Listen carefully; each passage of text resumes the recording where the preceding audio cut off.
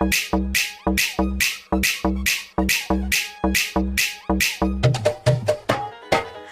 हो गाड़ी आवा मारे के मुआजा, धोके हो गाड़ी आवा मारे के मुआजा। कपाट टूटे राजा तू ढोल फूके आजा,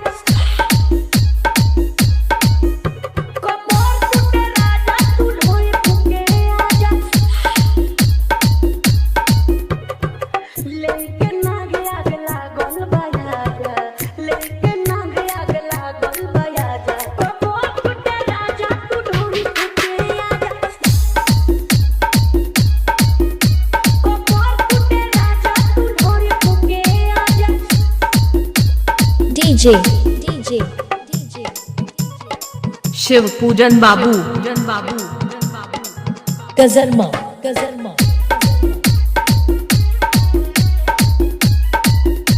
प्रजापति ब्रांड रहतू जा बहरे अब बड़ी खीस बड़े, खोल के घुंघटा लागब खूटा में जवानी दरे।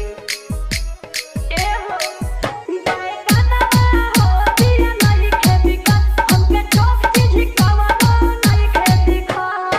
बड़े फल ताजा वो तोड़ी तू खा जा, बड़े फल ताजा वो तोड़ी तू खा जा। मोर मुखे राजा तू ढोली फूके आजा,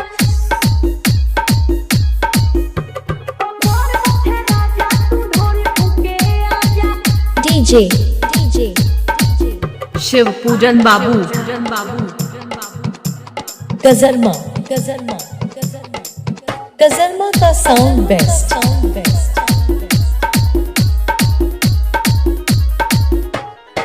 अपने सहाला दूरी अपने से फूटे चूड़ी, तू हवा मरद बोला के बुझी मोर मजबूरी।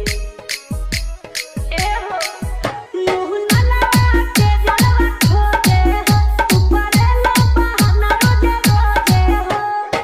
अब नहीं झेलब तनिको पिया साजा, अब नहीं झेलब तनिको पिया साजा। कपार मुखे राजा तू ढोली फूके आजा,